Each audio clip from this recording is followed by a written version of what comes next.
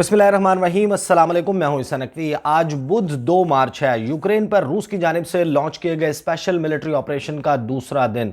इस वीडियो में मैं आपके सामने इंतहाई अहम तफसीलात रखूंगा। आपको मालूम है कि गुज़िश्ता वीडियो में मैंने तज़किरा किया था कि अमरीका और उसके करीबी इत्तहादी ममालिक उन्होंने पाकिस्तान पर दबाव सख्त कर दिया है। पाकिस्तान से ये मुतालबा किया जा रहा है कि पाकिस्तान रूस की मजम्मत करे। पाकिस्तान की पॉलिसी क्या है, आपको मालूम है कि पाकिस्तान ने यूक्रेन और रूस के क्राइसिस में रिलेटिवली न्यूट्रल गैर जानिबदार रहने का फैसला किया। पाकिस्तान ने पब्लिकली जो पोजीशन ली वो मैं अपनी मुतअद्दिद वीडियोस में बता चुका हूं। और जो पाकिस्तान पर दबाव डाला जा रहा है और जो हमारे सफारती ज़राए हैं वो ये बताते हैं कि पाकिस्तान को ढके छुपे अंदाज में, दबे लफ्ज़ों में, सफारती लहजे में जो है वो वार्निंग्स भी दी जा रही हैं कि इस सारे मामले पर खुलकर अमरीका और उसके इत्तहादियों के साथ खड़ा हो। कल मंगल के दिन इन तमाम ममालिक, अमरीका और उसके करीबी इत्तहादी ममालिक, इनके सफ़ीरों की जानिब से इस्लामाबाद में एक इंतहाई गैर सफारती हरकत की गई।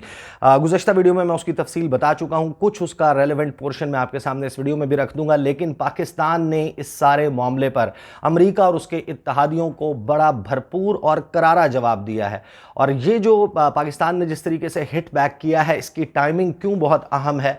और परसों जब financial action task force Pakistan के हवाले से एक अहम अनाउंसमेंट करने जा रहा है, उससे पहले पाकिस्तान की हुकूमत ने जो पोजीशन ली है उसका मुमकिन तौर पर क्या इम्पैक्ट हो सकता है। और तुर्की ने इस सारे मामले पर, क्योंकि मैंने अपने वीडियो में तज़किरा किया था कि जो प्रेस रिलीज़ जारी की गई यूरोपियन यूनियन की तरफ से, जो उनका कमीशन है यहाँ पर, जो उनके मिशन यहाँ पर मौजूद है, उन्होंने जो प्रेस रिलीज़ जारी की उसमें यह कहा कि तुर्की ने भी यक ज़बान होकर ये सारा मामला पाकिस्तान के साथ उठाया। लेकिन फिर जो तुर्की के यहाँ पर पाकिस्तान में सफ़ीर हैं मुस्तफ़ा यर्दकल, उनकी तरफ से बहुत ही अहम वजाहत इस सारे मामले पर सामने आई। ये सारी चीज़ें वन बाय वन मैं आपके सामने वीडियो में रख देता हूँ। उससे पहले जो इस वक्त यूक्रेन की ताज़ा तरीन सूरत हाल है, इस वक्त 7वां दिन है स्पेशल मिलिट्री ऑपरेशन का। और क्योंकि मैंने इस हवाले से एक सेपरेट वीडियो करनी है, तो उसमें जो state of the union address था अमेरिका के सदर जो बाइडन का, उसमें क्या हुआ, और जो रूस और अमेरिका की तरफ से इस सारे मामले पर और अमेरिकी इत्तहादियों की तरफ से जो स्टेप्स उठाए जा रहे हैं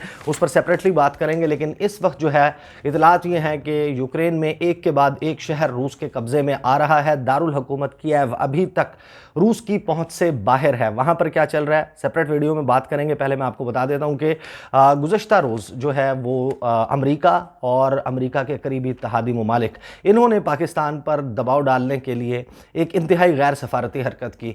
इससे पहले जो है वो इस बात की कन्फर्मेशन तो वज़ीर ख़ारिजा शाह महमूद कुरैशी ने खुद दे दी, स्टेट डिपार्टमेंट ने दे दी कि हम पाकिस्तान के साथ राबते में। उस वक्त वज़ीर आज़म इमरान खान मॉस्को में मौजूद थे जब ये सारा क्राइसिस शुरू हुआ। और हमारे ज़राए ये बताते हैं कि जो अमेरिका के नेशनल सिक्योरिटी एडवाइज़र हैं जेक सुलेवन, उन्होंने पाकिस्तान के national security adviser doctor Moeed Yusuf को टेलीफ़ोन करके, टेलीफ़ोन पर उन्होंने गुफ्तगू की। पाकिस्तान से ये कहा गया कि आप इस रूस के दौरे से गुरेज़ करें तो ज़्यादा बेहतर होगा। पाकिस्तान ने पोलाइटली इस सारे मामले को रिफ्यूज़ कर दिया कि पाकिस्तान अपनी जो खारजा पॉलिसी है उसमें किसी ब्लॉक का हिस्सा नहीं बनना चाहता और तमाम ममालिक के साथ ताल्लुकात रखेगा। ये सारी पोजीशन आपको मालूम है। इसके बाद क्या होता है कि ये जो ममालिक हैं ये पाकिस्तान के साथ डिप्लोमेटिकली ये सारा मामला टेकअप करते हैं। लेकिन पाकिस्तान जो है वो इस मामले पर फिर भी अमेरिका और उसके ब्लॉक की हिमायत में रूस के ख़िलाफ़, रूस की मजम्मत में कोई पोजीशन नहीं लेता। फिर ये करते ये हैं कि मंगल के दिन ये एक लेटर लिखते हैं और उसको प्रेस रिलीज़ के तौर पर जारी किया जाता है, ट्वीट किया जाता है यूरोपियन यूनियन का जो ऑफिशियल ट्विटर अकाउंट है वहाँ से। और फिर इसमें जो शामिल ममालिक हैं उन ममालिक के जो यहाँ पर एम्बसीज़ या हाई कमीशंस मौजूद हैं उनकी जानिब से इस सारे को एंडोर्स किया जाता है, ट्वीट किया जाता है। उसका मैं आपके सामने ऑपरेशनल पार्ट रख देता हूँ, कौन से ममालिक इन्होंने कहा और फिर बाद में तुर्की की तरफ से क्या वजाहत सामने आई। जिनमें ममालिक थे, इसमें जो उनकी उर्दू की प्रेस रिलीज़ थी, इसमें उन्होंने कहा कि पाकिस्तान में जो यूरोपियन यूनियन की अरकान रियासतों के सफ़ीर हैं, जो यूरोपियन वफ़द के मिशन की सरबराह हैं, पाकिस्तान में जापान, नॉर्वे, स्विट्ज़रलैंड, जनूबी कोरिया, तुर्की और अमेरिका के सफ़ीर और कनाडा और बरतानिया के हाई कमिश्नर्स, और पाकिस्तान में ऑस्ट्रेलिया के डिप्टी हाई कमिश्नर, नेटो और G7 ममालिक के नुमाइंदे। यानी कि इन्होंने तमाम जो अपने इस सारे यूक्रेन और रूस के तनाज़े में इनके इत्तहादी हैं उन तमाम का नाम इस प्रेस रिलीज़ में लिखा। इस लेटर में इन्होंने पाकिस्तान के इस पूरे मंजरनामे को वाज़े करने के बाद, अक़वाम मुत्तहिदा सलामती कौंसिल की करारदादों का हवाला देने के बाद, अक़वाम मुत्तहिदा का जो चार्टर है उसका हवाला देने के बाद, साथ ही जो सलामती कौंसिल में मामला गया बुध के रोज़, ये सारा जुमे के रोज़, और वहाँ पर क्या हुआ उसका, और फिर अक़वाम मुत्तहिदा जनरल असम्बली में जो डिबेट चल रही थी उसका रेफरेंस देने के बाद पाकिस्तान से मुतालबा क्या किया गया, और ये पब्लिकली नहीं किया जाता किसी भी मुल्क में, गैर सफारती है ये। इंडिया ने भी इस सारे मामले पर अपनी जो पोजीशन ली है उसमें वो अमेरिका के साथ साइड करता हुआ नज़र नहीं आ रहा, लेकिन हमने नहीं देखा कि इंडिया समेत कोई भी ऐसा मुल्क जो इस मामले में न्यूट्रल रहने की कोशिश कर रहा है उसको पब्लिकली वहाँ पर मौजूद इन ममालिक के सफ़ीरों ने इस किस्म की किसी प्रेस रिलीज़ को जारी करके दबाव डालने की कोशिश की हो। इन्होंने कहा क्या? इन्होंने कहा कि इस्लामी जमहूरिया पाकिस्तान में जो मिशंस के सरबराहों की हैसियत से हम पाकिस्तान से असरार करते हैं कि रूस की कार्रवाई की मज़म्मत और अक़वाम मुत्तहिदा के चार्टर और उसके बैनुल अक़वामी कानून के बुनियादी असूलों की हिमायत और इसे बरकरार रखने में हमारा साथ दे। असरार किया गया, अर्ज किया गया पाकिस्तान को, और फिर ये कहा गया कि ये जो ममालिक हैं इन्होंने दस्तखत किए हैं इस लेटर के ऊपर, और ये लेटर जो है उसको एक प्रेस रिलीज़ के तौर पर पब्लिकली जारी कर दिया गया। इसके फ़ौरन बाद इन मिशन के सरबराहों की मुलाकात हुई। सेक्रेटरी ख़ारजा जो सेक्रेटरी ख़ारजा हैं सुहेल महमूद, उनके साथ मैं उसकी तफसील बता चुका हूँ कि उसकी टोन जारहाना थी, और पाकिस्तान ने यह क्लियर किया कि पाकिस्तान की पोजीशन क्या है, प्रिंसिपल्ड पोजीशन है। पाकिस्तान इस सारे मामले में अब किसी ब्लॉक का हिस्सा नहीं रहेगा, एक तब्दीली आ चुकी है, और इस सारे मामले पे एक एग्रेसिव टोन दोनों तरफ से इस मुलाकात में रही, लेकिन पाकिस्तान ने कह दिया कि हमारी पोजीशन क्या है। इस सारे मामले के बाद ज़ाहिर है कि पाकिस्तान का दफ्तर ख़ारजा इस वक्त जिस सिचुएशन में है, फाइनेंशियल एक्शन टास्क फोर्स आज से 2 दिन के बाद पाकिस्तान का मामला कि पाकिस्तान ग्रे लिस्ट में बरकरार रहेगा या पाकिस्तान को जो अमेरिका और उसके इत्तेहादी या फिर इंडिया पुश करना चाहते हैं कि ब्लैक लिस्ट में चला जाए, वहाँ ज़ाहिर है कि एक इंतहाई अहम मामला है। तो पाकिस्तान के दफ्तर ख़ारजा ने पब्लिकली इसके ऊपर कोई जो बयान है वो जारी नहीं किया।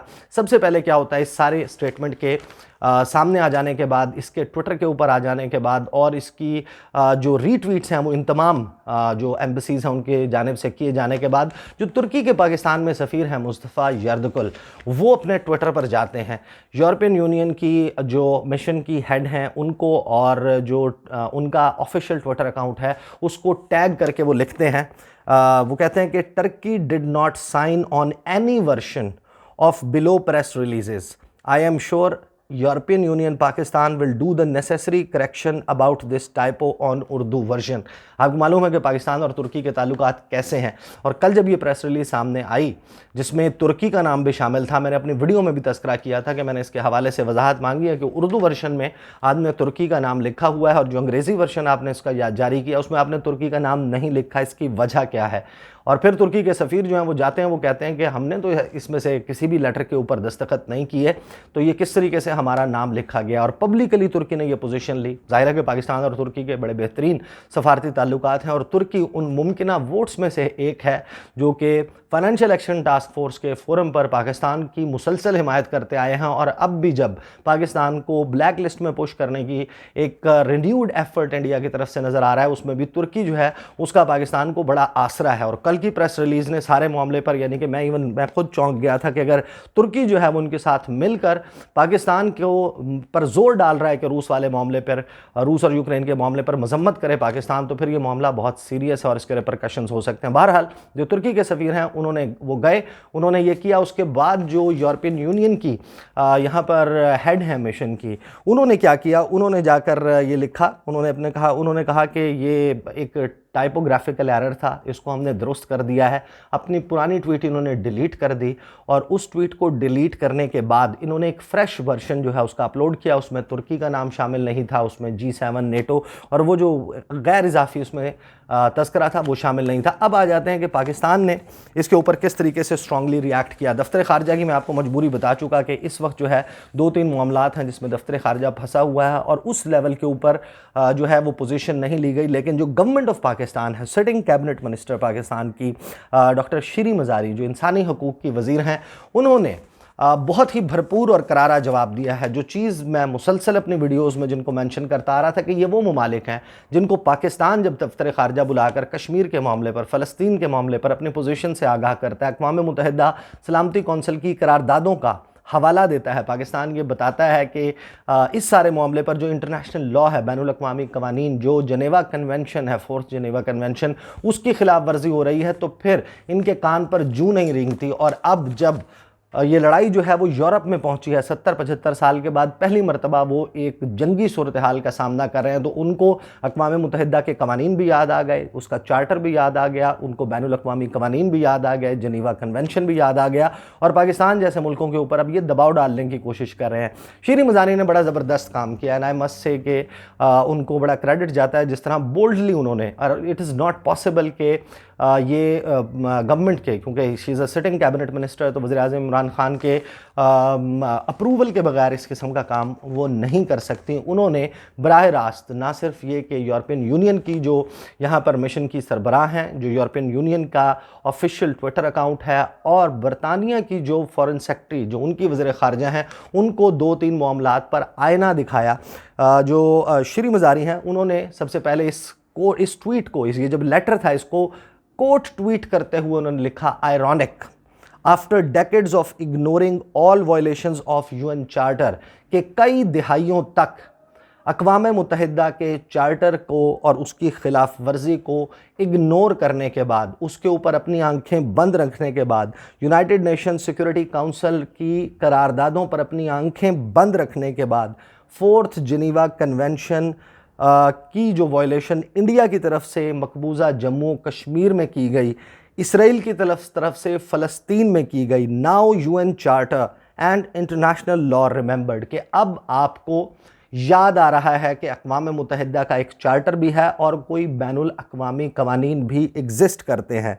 Remember attacks on Iraq, Libya, Syria, उन्होंने कहा, मिसालें दी। उन्होंने कहा कि जो हमले हुए इराक पर, शाम पर, लिबिया पर, और जो इलीगल ड्रोन अटैक्स हुए पाकिस्तान पर, क्या आपको वो याद नहीं आते? क्या आपको मालूम नहीं कि ये सब कुछ भी अक़वाम मुत्तहिदा के चार्टर और बैनुल अक़वामी कवानीन की खिलाफ वर्जी है? उसके बाद, इसी के बाद इन्होंने कंटिन्यू करते हुए अपनी ट्वीट को लिखा। उन्होंने कहा कि वज़ीर आज़म इमरान खान ने बहुत ही वाज़े तरीके से पाकिस्तान की पोजीशन जो है वो सामने रख दी है। We do not support use of military force to settle conflicts, के पाकिस्तान का मौक़िफ़ ये है कि अस्करी ज़ोर पर, असलहे की ताकत पर जो मसाइल हैं, जो कॉन्फ्लिक्ट्स हैं, उनको हल नहीं किया जा सकता। You can not adhere to charter and international law selectively. साथ ही उन्होंने कहा कि आप ये सिलेक्टिवली जो यूएन चार्टर और इंटरनेशनल लॉ को यूक्रेन और रूस के मामले पर अप्लाई करने की कोशिश कर रहे हैं। इस तरीके से नहीं होता कि आप पिक एंड चूज़ करें कि कश्मीर के ऊपर, फ़लस्तीन के ऊपर, अफ़गानिस्तान के ऊपर, लिबिया पर, इराक पर, शाम पर, इन ममालिक पर आप इन कवानीन का इतलाक़ नहीं करते, और सिलेक्टिवली रूस और यूक्रेन के क्राइसिस में आप कह रहे हैं कि यूएन चार्टर की और इंटरनेशनल लॉ की जो है वो ये खिलाफ वर्जी है। फिर उन्होंने लिखा, as has been done by the powerful for decades, के ये जो ताकतवर ममालिक हैं कई दिहाइयों से ये सब कुछ करते आ रहे हैं। So let's also see condemnation of on going Indian and Israeli violations of UN charter and international law.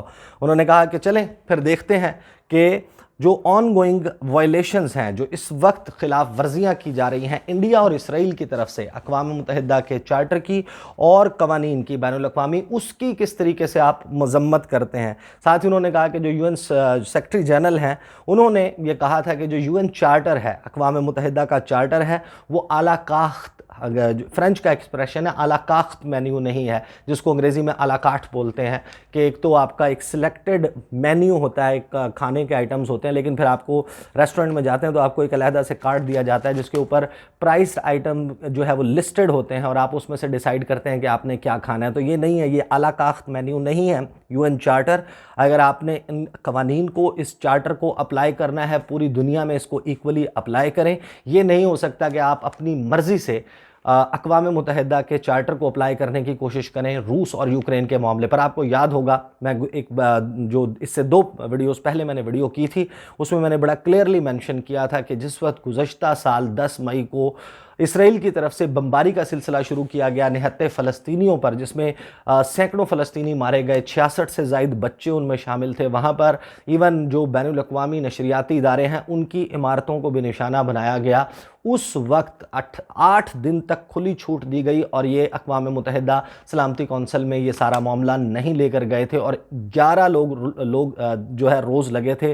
पूरी दुनिया से, पाकिस्तान समेत पूरी दुनिया से ये कॉल्स की जा रही थी कि आप सीज़ फायर की बात करें। कोई मुल्क आगे नहीं बढ़ रहा था। फिर जॉर्डन, इजिप्ट और फिर फ्रांस दरमियान में शामिल हुआ 8वें रोज़ इस कॉन्फ्लिक्ट के, और 11वें रोज़ जाकर सीज़ फायर हुआ था। तो ये आईना दिखाया गया है हुकूमत पाकिस्तान की तरफ से इन तमाम ममालिक को, और एक तरीके से मेरा ख्याल है कि जो प्रेशर पाकिस्तान पर डाला जा रहा था उसको भी मुस्तरद कर दिया गया। श्री मज़ारी यहाँ पर नहीं रुकी। अक़वाम मुत्तहिदा जो इंसानी हकूक़ कौंसिल है उन्होंने गुज़श्ता रोज़ उसके इजलास में भी शिरकत की, और वहाँ पर जो मामला हुआ कि जिस वक्त रूस की जानिब से बात का आगाज़ किया गया तो चंद जो अमेरिका और उसके करीबी इत्तेहादी ममालिक हैं उन्होंने उठकर इस मीटिंग का बायकॉट कर दिया। वो वॉकआउट कर गए उस इजलास से कि हम नहीं सुन सकते रूस की जानिब से की जाने वाली गुफ्तगू। उसके बाद जो बरतानिया की सेक्रेटरी हैं, जो उनकी वज़ीर ख़ारजा का दर्जा रखती हैं, उन्होंने अपने जाकर ट्विटर के ऊपर ट्वीट की। उन्होंने लिखा कि 50 से ज़ायद ममालिक जो हैं उन्होंने वॉकआउट किया अक़वाम मुत्तहिदा इंसानी हकूक़ कौंसिल से, जिस पर श्री मज़ारी जो हैं उन्होंने उनको ऊपर डायरेक्ट जो है वो अटैक किया अपने ट्विटर से। उन्होंने कहा कि या तो ये इग्नोरेंस है, या तो ये ला इल्मी है इनकी, या फिर ये डेलिबरेटली डिस इन्फॉर्मेशन फैला रहे हैं, गलत मालूमात फैला रहे हैं। अक़वाम मुत्तहिदा इंसानी हकूक़ के कौंसिल के कुल मेंबरान की तादाद 47 है, 47 है। जैसे कि मैंने खुद फर्स्ट हैंड विटनेस हूँ मैं इसकी, कि तमाम लोगों ने वॉकआउट नहीं किया। अगर तमाम भी करते तो 47 करते। और फिर उन्होंने जो क्रिश्चियन टर्नर हैं, बरतानवी हाई कमिश्नर हैं इस्लामाबाद में, उनको जो है वो टैग करके कहा कि इनकी दुरुस्तगी फरमाएं, इनको करेक्ट करें, ये किस तरीके से जो है वो जो अक़वाम मुत्तहिदा इंसानी हकूक़ कौंसिल है वो किस तरीके से काम करती है। तो ये मामला है जनाब। पाकिस्तान की पोजीशन मैंने आपके सामने रख दी, और पाकिस्तान का दफ्तर ख़ारजा कब किस तरीके से इस सारे मामले पर अपना मौक़िफ़ सामने रखता है उसकी तफसील जब आएगी वो भी मैं आपके सामने रखूँगा। और अगली वीडियो में इंशाअल्लाह तफसील से बात करेंगे कि इस वक्त यूक्रेन में क्या चल रहा है। बाइडन और पुतिन वो किस तरीके से इस जो आलमी महाज पर शतरंज की बसात बिछी है उस पर किस किस्म की चालें चल रहे हैं। इंशाअल्लाह अगली वीडियो में मुलाकात होती है। मुझे इजाज़त दीजिए। अल्लाह हाफ़िज़।